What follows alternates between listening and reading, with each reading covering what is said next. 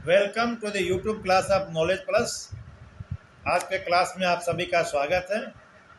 आज के इस क्लास में चर्चा करेंगे कि आज़ादी के बाद गांधी जी ने नेहरू जी को प्रधानमंत्री बनाने की इच्छा क्यों व्यक्त की और प्रधानमंत्री के रूप में नेहरू जी ही गांधी की पसंद क्यों थे। इस बारे में विभिन्न इतिहासकारों के अलग अलग मत हैं। लोगों ने अलग अलग विचार व्यक्त किए हैं, लेकिन अधिकांश सर्वमान्य मत ये है और मेरा भी स्पष्ट मानना है कि गांधी जी की नज़र में नेहरू ही उस समय एकमात्र ऐसे व्यक्ति थे कांग्रेस में कि जिनकी विदेशों में स्वीकार्यता थी और जो विदेशों से भारत का संबंध को बेहतर बना सकते थे, क्योंकि नए आज़ाद हुए देश को उस समय अंतर्राष्ट्रीय मान्यता और अंतर्राष्ट्रीय सहायता की सख्त आवश्यकता थी। गांधी जी प्रायः कहते थे कि नेहरू हमारे बीच में एक ऐसा व्यक्ति है जो अंग्रेज़ों की तरह सोचते हैं, अंग्रेज़ों की तरह बात व्यवहार करते हैं, उनकी शिक्षा दीक्षा भी अंग्रेजी पद्धति से हुई है। हम लोगों के बीच में यह कांग्रेस का अंग्रेज है। यह गांधी जी प्राय इस बात को कहते थे।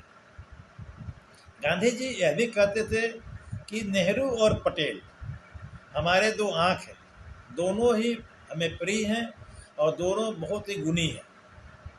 गांधी जी की नज़र में पटेल में प्रशासनिक क्षमता ज़्यादा थी, वह उनका रवैया कठोर था, वो सख्त मिजाज के व्यक्ति थे, जबकि नेहरू जी की छवि एक उदार व्यक्ति की थी और धर्मनिरपेक्ष प्रवृत्ति के थे, जबकि पटेल सनातन के ज़्यादा कट्टर समर्थक थे, ऐसा गांधी जी को लगता था। और नेहरू की दृष्टि उदारवादी थी और वो धार्मिक सद्भाव को लेकर चलने वाले थे और विदेशों में स्वीकार्यता अधिक थी। गांधी जी यह भी मानते थे कि यदि पटेल प्रधानमंत्री बनेंगे तो उनका रवैया थोड़ा सख्त होगा और कट्टर रवैये के कारण भारत को विदेशी सहयोग मिलने में, अंतर्राष्ट्रीय समर्थन मिलने में कुछ समस्याएं आ सकती है, क्योंकि वह इस समय देश नया नया आज़ाद हुआ था और भारत को इसकी आवश्यकता थी और नेहरू इस पैमाने पर खरे उतरते थे। नेहरू के देश दुनिया में अच्छी पहचान थी। यही कारण है कि नेहरू जी के पूरे कार्यकाल 1947 से 1964 तक कोई विदेश मंत्री नहीं नियुक्त था, यानी नेहरू जी ने किसी को विदेश मंत्री नहीं बनाया था। इसके दो पहलू हैं। पहला तो नेहरू जी शायद अपने आप को इतना सक्षम मानते थे कि विदेशी मामलों को ठीक से हैंडल कर सकते हैं, उन्हें कोई दूसरा व्यक्ति इसको उपयुक्त नहीं लगा। और कुछ एक दूसरा पक्ष यह भी है कि शायद पंडित नेहरू इस बात को नहीं चाहते थे कि भारत का कोई नेता विदेशों में उनके समकक्ष कोई लोकप्रियता प्राप्त कर सके।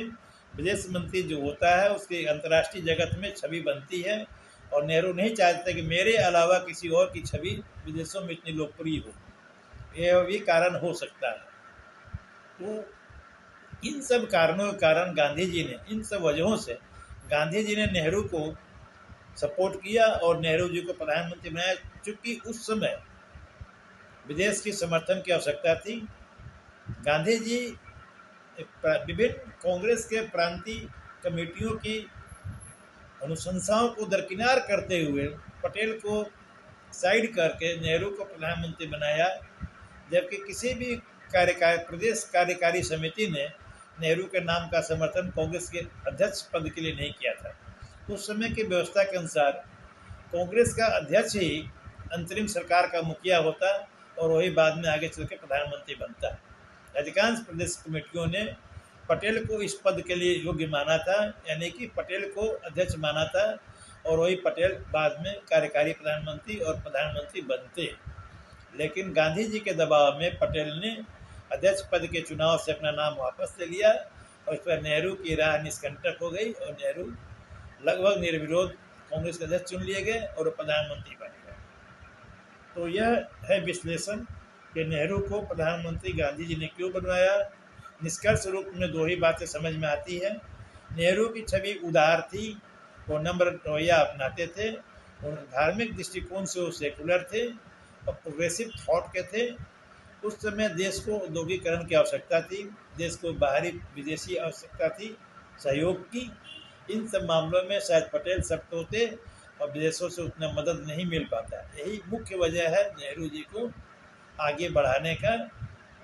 फिर मिलते हैं किसी वीडियो में।